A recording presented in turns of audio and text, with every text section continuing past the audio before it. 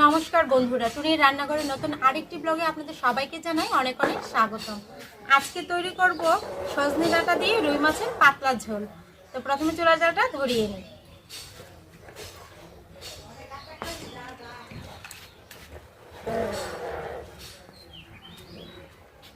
চুলার জাল ধরিয়ে নিয়েছি, কড়াই বসিয়ে দেব।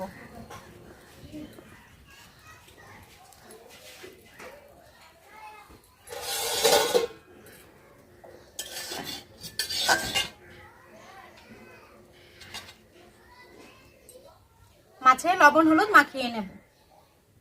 লবণ,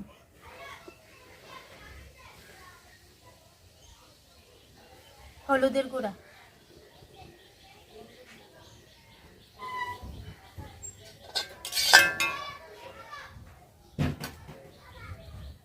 কড়াই গরম হয়ে গেছে, তেল দিয়ে দেব।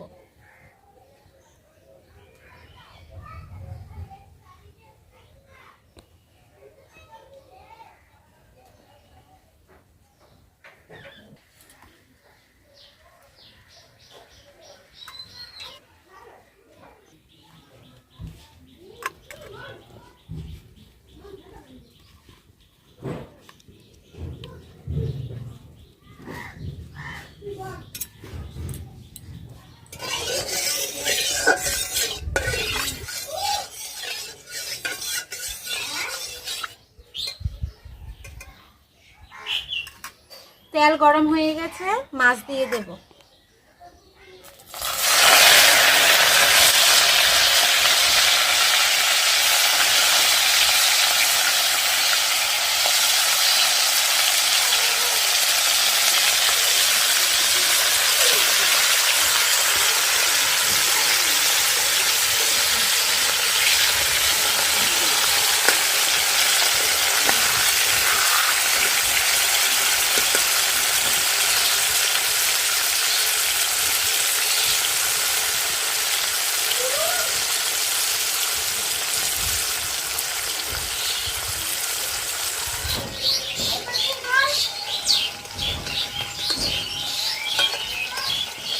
আরে তোমরা কই আছিলা? তোমার দেখি না অনেকদিন ধরে। কোন বাড়িতে নয়? এটি খাইও না, এটা ভালো না, বিলুবো না, দেখাই। আচ্ছা, একটু বন্ধুদেরকে একটু বিলুবোটা দেখাই। আমাদের এলাকার এটাকে বলা হয় বিলম্বু। তুমি পারছো গাছটা থেকে না? আচ্ছা, আমি দেখাচ্ছি। এই হচ্ছে বন্ধুরা আমার বাড়ির এই যে বিলম্বু গাছ, এটাকে বিলম্বু বলা হয়। এই যে অনেক অনেক বিলম্ব ধরেছে, থুকায় থুকায় অনেকগুলি, দেখেন অনেক। এই এই এই যে উপরেও আছে, এই যে এই অনেক। এই হলো গাছটা। হ্যাঁ, মোটামুটি অনেক বোঝা যাচ্ছে না একটু ক্যামেরাতে। এই যে আমি এদিকে দিয়ে একটু দেখানোর চেষ্টা করছি। অনেক বিলম্ব, এটি বড় হবে, অনেক বড় হবে আরো। এই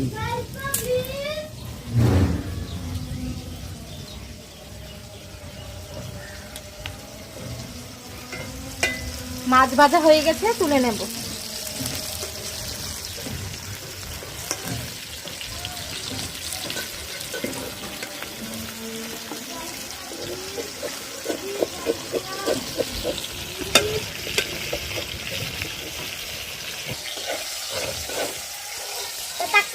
হ্যাঁ, এটাকে প্রহন নাকি এটা?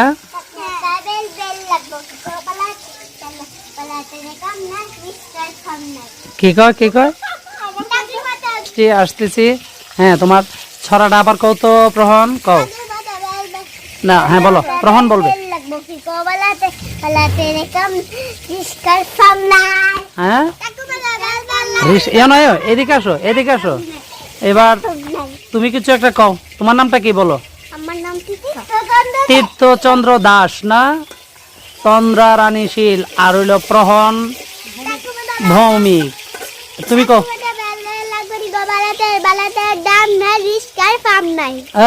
আত্তালি সবাই একটা আত্তালি দাও। বাহ, ফাইন। ছড়াটা কই থেকে শিখছো তোমরা? হ্যাঁ, ছড়াটা কোত্থেকে শিখছো বলো? মাছ ভাজার তেলেই আলু ভেজে নেব।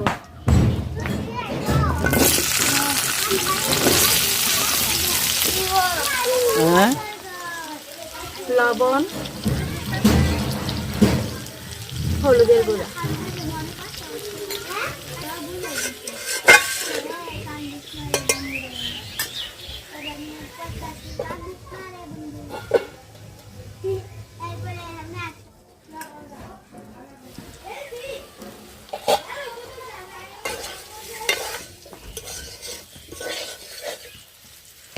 আলু লাল লাল করে ভেজে নিয়েছি, তুলে নেব।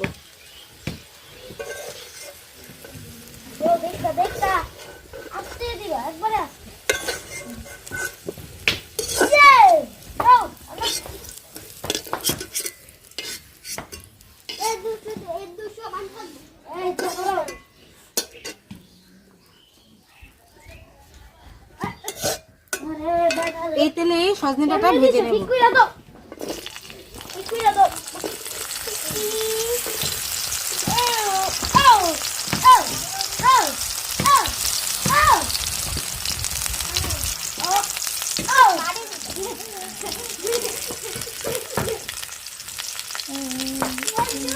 লবণ, হলুদের গুঁড়া,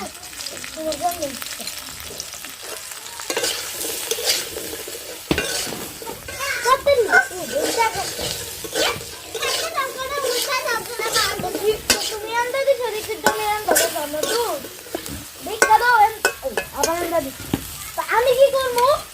তোকে রে ঠিক করে দিলাম তো। বেটা লাগে আমি বাতা রাখবো একবারে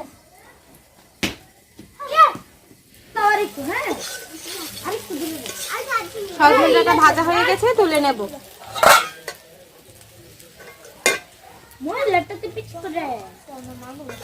তাড়াতাড়ি গো তাড়াতাড়ি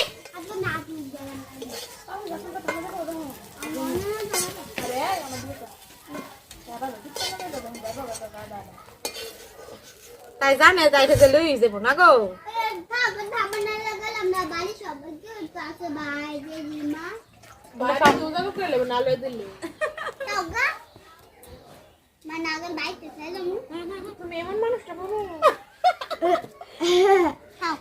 তুমি একলা থাকবা? সবাই যাবো।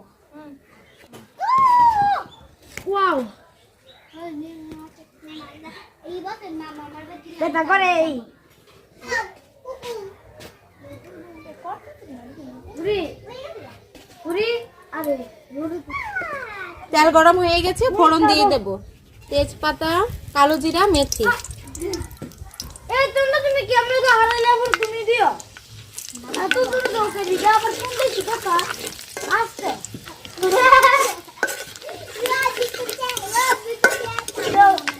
ফোড়নটা হালকা ভেজে নিয়েছি, এখন জিরা গুঁড়া দিয়ে দেব, হলুদের গুঁড়া, আস্তে আস্তে মরিচের গুঁড়া, না না প্লিজ আস্তে অল্প একটু জল দিয়ে দেব।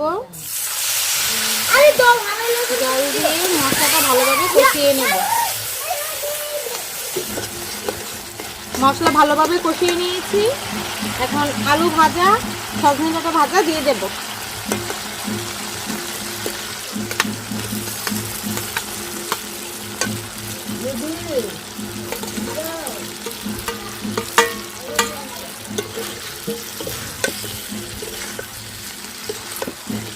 আলু আর সজনে মশলার সাথে ভালোভাবে কষিয়ে নেব।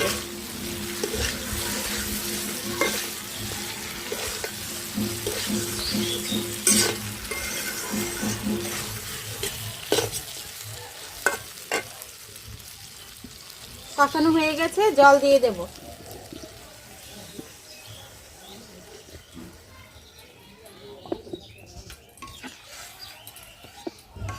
স্বাদ মতো লবণ দিয়ে দেব। দাও এই না তো দেখো ঝোল ফুটে গেছে, মাছ দিয়ে দেব।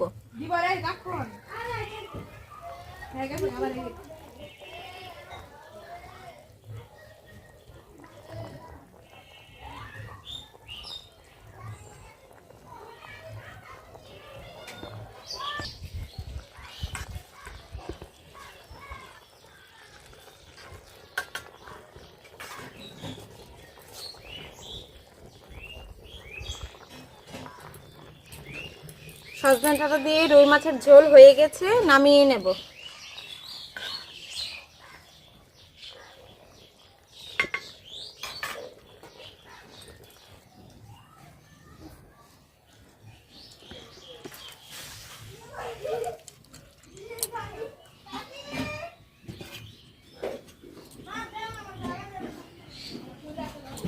সজনে ডাঁটা দিয়ে রুই মাছের পাতলা ঝোল হয়ে গেছে, নামিয়ে নিয়েছি। দেখুন তরকারিটা দেখতে কত সুন্দর হয়েছে। আপনারা বাসায় এরকম করে রান্না করে দেখবেন, আর কমেন্টে কিন্তু আমাকে অবশ্যই জানাবেন। আপনাদের যদি ভিডিওটি ভালো লেগে থাকে অবশ্যই লাইক করবেন, শেয়ার করবেন।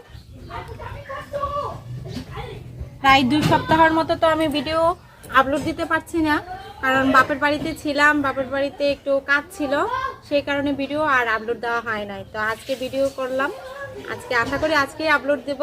তো অবশ্যই আপনারা ভিডিওটি না টেনে দেখবেন আর সাবস্ক্রাইব করে আমার পাশে থাকবেন। আর নতুন নতুন ভিডিও পেতে অবশ্যই পাশে থাকা বেল আইকনটিতে ক্লিক করে নেবেন, তাহলে আমি যখনই ভিডিও আপলোড দেব আপনারা সবাই পেয়ে যাবেন। দেখো সজনে ডাঁটা দিয়ে রুই মাছের পাতলা ঝোলটা কেমন হইলো।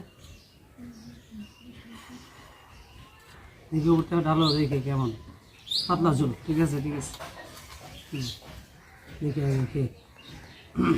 আকাশের অবস্থাটা বেশি ভালো না, তো একটু তাড়াতাড়ি খেয়ে ফেলি।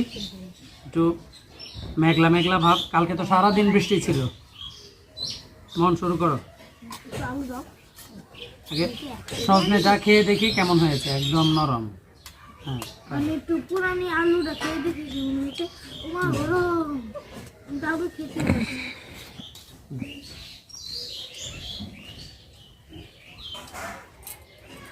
বেশি গরম।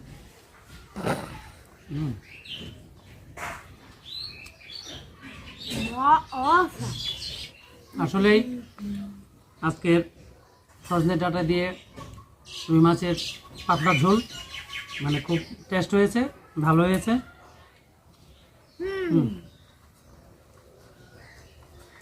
আজকে যেভাবে সজনে ডাঁটা আলু দিয়ে মানে রুই মাছের পাতলা ঝোলটা করছি, মশলা বাটাও লাগছে না, একদম গুঁড়ো মশলা দিতে করছি, খুব সহজে এবং খুব তাড়াতাড়ি রান্না করা যায়।